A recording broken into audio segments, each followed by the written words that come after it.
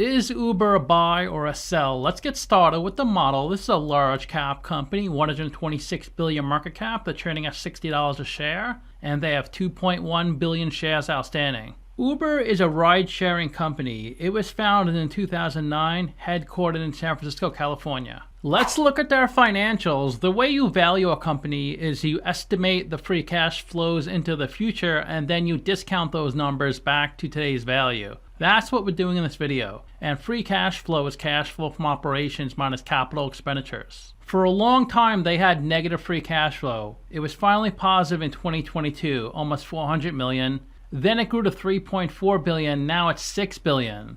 Their margins are improving a lot as well. Their free cash flow margin is up to 14%. That means they convert 14% of their revenue into free cash flow. Net income is the profit or loss on the income statement. It's revenue minus expenses. And that usually lags free cash flow. So it took them another year. In 2023, they had positive net income, almost 2 billion, up 133% to 4.4 billion in the trailing 12 months. Revenue is a sales for the company, and that more than doubled from 2021 to 2023, up another 13% into the trailing 12 months, 42 billion. So it looks like 30 billion is their break-even point, because once they broke through 30 billion, they have positive free cash flow. Once a company hits break-even, they're able to grow their margins that much faster. We estimated 4 years of future free cash flows. We also estimated a terminal value. It's all cash flows past year 4. That's 156 billion. We discounted those numbers back to today using the weighted average cost of capital. We get a value of the company of $137 billion.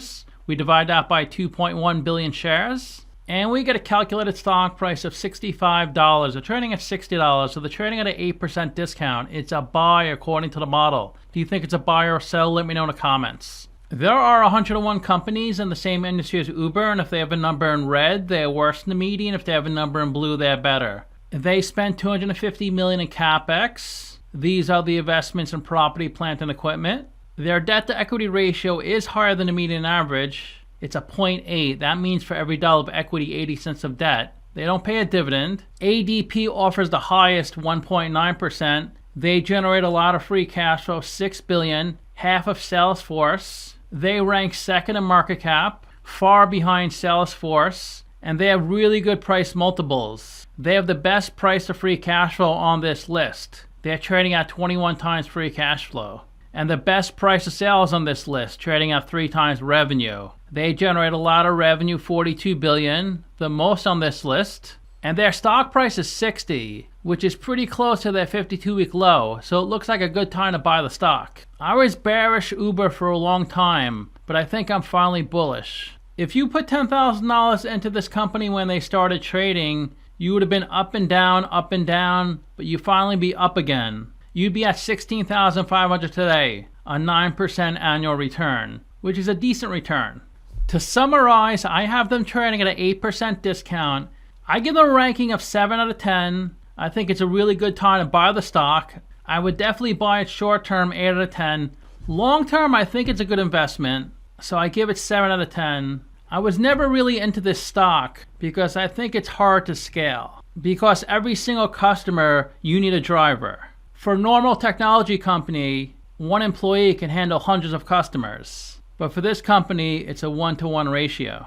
They have really good price multiples, 8 out of 10, the best price to free cash flow and price of sales in the industry, and their financials are looking really good now, 8 out of 10. Revenue is growing a lot, and their free cash flow is up to 6 billion. Let's take a look at their income statement. Here's the third quarter of 23, third quarter of 24. Revenue went from 9 billion to 11 billion. Let's see if they give a breakdown of the revenue. Their ride-sharing revenue was 6.4 billion. That's up from 5.1 billion. Delivery, Uber Eats, 3.5 billion, up from 3 billion. And freight revenue is pretty much flat. Most of the freight revenue is from the acquisition of Transplace.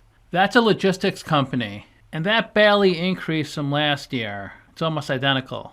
Revenue in the US and Canada is 6 billion, Latin America 700 million, EMEA 3.2 billion, and APAC 1.3 billion, up in each category. Below revenue is cost of revenue, 6.8 billion. That's mostly the expenses they pay the drivers. Then you have operations and support, $700 million, sales and marketing, $1.1 billion, R&D, $800 million, G&A, $600 million. So expenses, $10 billion. Operating income went from $400 million to $1.1 billion. Their pre-tax income, $2.8 billion, $158 million of taxes. Last year, they got a tax credit of $40 million. So net income, $2.6 billion. Up a lot from last year of $220 million. So their EPS, $1.24, only 11 cents last year. And they are increasing shares. Last year, $2.04 billion, now $2.1 billion. Let's look at a balance sheet. Current assets, $11 billion. Current liabilities, $9.5 billion. So they have a current ratio above 1. They have over $5 billion of cash and short-term investments. Their biggest asset is goodwill. That's from acquisitions. They have $26 billion of liabilities. Their biggest liability is long-term debt, $9.5 billion. Here's a breakdown of the long-term debt. Next year, $1.2 billion is due with a really low interest rate, 0.2%. In 2026, the effective interest rate is 8.1%. That's $1.5 billion. I was actually looking at 2023. Let's look at 2024. It's even better. Current assets, $15 billion. Current liabilities, $11 billion. Total assets, $47 billion. And their biggest is goodwill once again. Liabilities, $31 billion. Their largest is long-term debt, $11 billion. Assets minus liabilities equals equity, $16 billion of equity. They raised $43 billion from selling their business. They lost $28 billion from running their business. Accumulated deficit is a sum of all their prior net incomes. Let's look at a statement of cash flows. This is for the trailing 9 months. Operating cash flow doubled from $2.8 billion to $5.4 billion, almost doubled. Investing cash flow was negative $4.6 billion. That's mostly from the purchase and sale of marketable securities. They spend very little in CapEx, $200 million. In their financing section, they added $4 billion of debt. They paid $2 billion of debt. They paid $122 million on finance leases. And they bought back $700 million of their own stock. Let's look at a stock on Simply Wall Street. Its last price, 60, 129 billion market cap. That's down 9% in the past week, down 3% in the past year. It started trading in 2019 at around $35, it looks. And less than a year after it started trading was COVID. It reached a low point at 20. Then it tripled, ran up to 60 in March 2021. Then over the next 15 months, the stock really struggled, hitting $20 once again. That was in mid-2022. But since then, it's done really well. It went from 20 to its highest point, 86, in October of this year.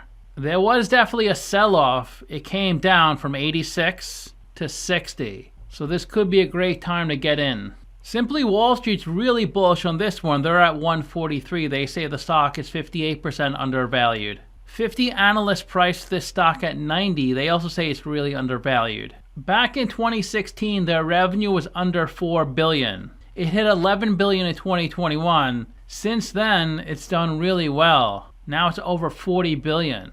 Really impressive growth. Here's their debt since 2016. It was $3 billion.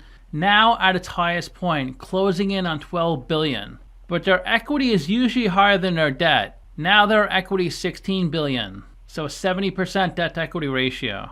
And they have a lot of cash relative to that debt. $9 billion of cash with under $12 billion of debt. Plenty of cash to service the debt. The CEO's salary in 2018 was $1 million. It came down to $336,000 in 2020. Now it's back up to $1 million. Total compensation, $24 million. Tenure as CEO, 7 years.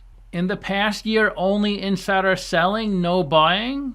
84% of the company is owned by institutions, 16% by the general public. Vanguard is the biggest shareholder at 8.5%, then BlackRock, Capital Research. Those 3 companies are almost always in the top 10. Then you have JP Morgan, Morgan Stanley, Amundi, UBS, Altameda, Eaton Vance. Their employee count was 22,000 in 2018. Now it's 31,000. That's a lot of employees. And I know the drivers are not employees. They're independent contractors. The ticker trades on the New York Stock Exchange, London Stock Exchange, Börse Stuttgart, Wiener Börse, Deutsche Börse, Zitra, Mexican Bolsa, Euro TLX, Swiss, Kazakhstan, Colombia Bolsa, BATS Europe, Lima Bolsa, Sao Paulo Bolsa, Buenos Aires, and the NEO. So if you want to learn how to build the discounted cash flow model, click on the video in the top right corner. Thanks for watching.